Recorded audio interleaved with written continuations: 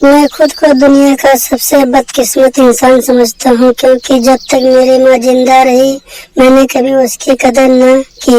उसे बहुत तकलीफें दी। आज वो मुझे छोड़कर जा चुकी है। मुझे हर वक्त उसकी याद आती है। सारी दुनिया मेरे लिए वीरान हो चुकी है।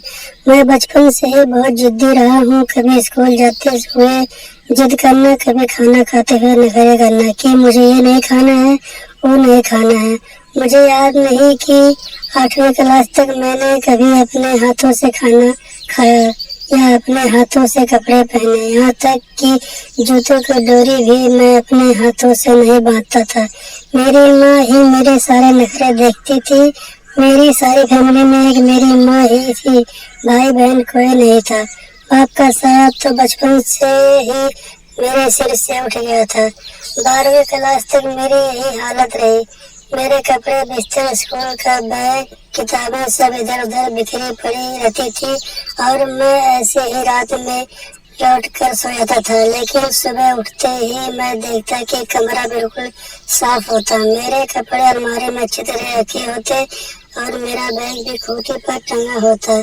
मेरी माँ रोजाना मुझसे कहा करती थी कि बेटा, रात में दूध पीकर सोना, ऐसे मत सोना। लेकिन मैं उनकी एक ना सुनता और यूं ही सो जाता। लेकिन सुबह मुझे अपने मुंह का मजा बदला हुआ मालूम होता। मेरी माँ सोते हुए मुझे रात में दूध पिला दिया करती थी।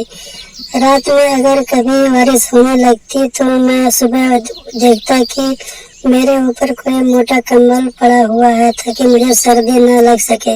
मुझे घर में हमेशा दो चीजों से बहुत ज्यादा चिढ़ थी।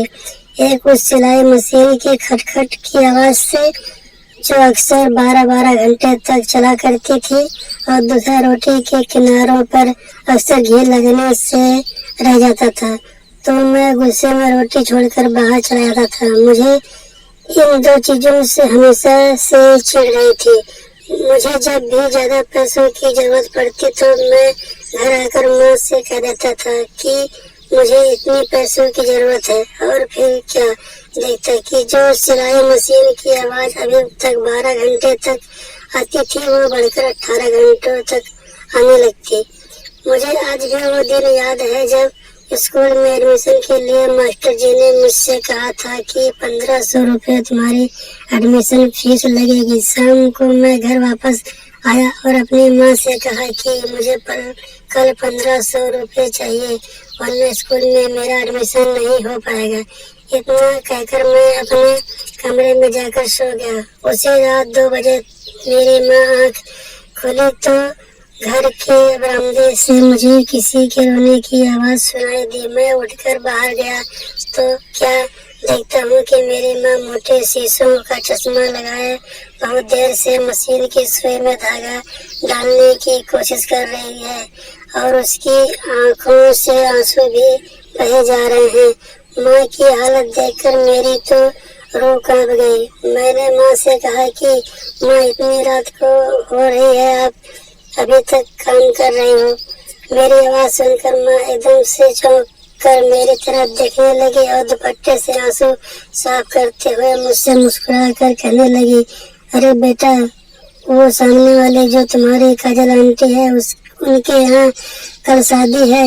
उन्होंने कहा था कि अगर मैं उन्हें 2 सूट कल तक सिलकर दे दूं तो वो मुझे 1500 रुपये देंगे। लेकिन देखो, ये कमबख्त धागा सुई में जा ही नहीं रहा है। मैं बहुत देर से परेशान हूँ।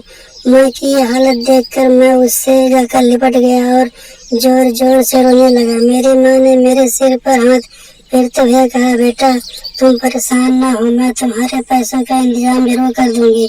उस दिन के बाद से मैंने सोच लिया कि अब मुझे भी पढ़ाई के साथ साथ कोई काम करना चाहिए ताकि मैं भी अपनी माँ का सहारा बन सकूं। इधर मेरी पढ़ाई मुकम्मल हुई तो मुझे एक अच्छी नौकरी मिल गई। मैंने जब घर आकर अपनी माँ को नौकरी के बारे में बताया तो वो बहुत ज्यादा खुश हुई और फिर चीनी के डब्बे से 20 रुपए निकाल कर मुझे दिए और कहा, बेटा जाओ जल्दी से इन पैसों से मिठाई ले आओ, मैं आज अपने हाथों से तुझे मिठाई खिलाऊंगी। एक दिन मुझे ऑफिस में बहुत ज्यादा काम पड़ गया और मैं रात मैं बहुत थका हुआ घर आया। मैं जूते पहने पहने एक बिस्तर पर लेट गया और फिर मेरी आंख लग गई। जब सुबह उठा तो मैं बड़ा हैरान हुआ, क्योंकि रोजाना रात में जूते उतार दिए जाते थे, लेकिन आज मेरे पैरों से जूते नहीं उतरे थे। मैं किचन में गया तो देखा आज खाना भी बना हुआ नहीं था। मैं माँ को पुकारने लगा, माँ माँ तुम कहाँ हो? माँ देखो आज मेरा टिफिन भी तैयार नहीं हुआ है, जल्दी करो माँ, मुझे देर हो रही है। लेकिन पता नहीं क्यों माँ का कोई जवाब नहीं आ रहा था। मैं माँ के कमरे में गया तो देखा माँ आराम से बिस्तर पर सो रही है। मैं उसके पैरों को दबाकर उसे उठाने लगा, लेकिन माँ उठ नहीं रही थी। मैं उसके सर के पास गया और सर को दबाकर उठाने लगा। मैं बार बार उसे पुकार कर कह रहा था कि माँ जल्दी उठो, मुझे भूख लगी है।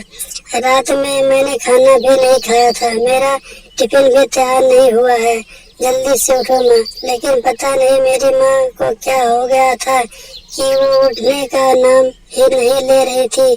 बहुत देर के बाद मुझे मालूम हुआ कि आज रात में मेरी माँ उठने के लिए नहीं बल्कि सोई थी, बल्कि वो हमेशा के लिए सो चुकी थी। मेरी माँ मुझे छोड़ कर जा चुकी थी। मैं वहीं खड़ा चीख चीख कर रोने लगा। मेरी सारी दुनिया लुट चुकी थी, क्योंकि मेरी माँ के सिवा कोई नहीं था। माँ के बगैर वो घर मुझे काटने दौड़ता था, इसलिए कुछ दिनों के बाद मैंने वह घर भी छोड़ दिया। आज मेरी माँ को मेरे 3 साल हो चुके हैं। अब मुझे अपने कपड़े खुद धोना पड़ता है, खाना खुद ही बनाना पड़ता है। अगर रात भूखा सो जाऊं तो कोई मुझसे पूछने वाला नहीं कि बेटा भूखे क्यों सोए थे।